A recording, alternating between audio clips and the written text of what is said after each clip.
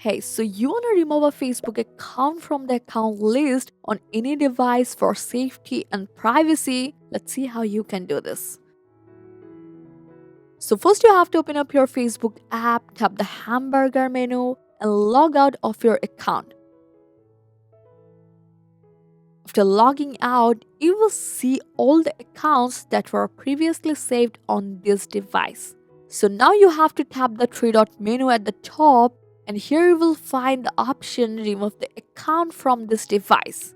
Just select that, and here you have to select the account you want to remove. Just go for remove and confirm the process. Do this for each account saved on the device, just remove them one by one. So here's the most important tips. Whenever you log in on any unknown device, you must have to remove your profile like this afterward. If you don't, anyone with access to that device can open your Facebook without a password. This is one of the most common ways Facebook accounts get hacked. So that's it. Make a like and subscribe for more Facebook tips and tricks. Thanks for watching.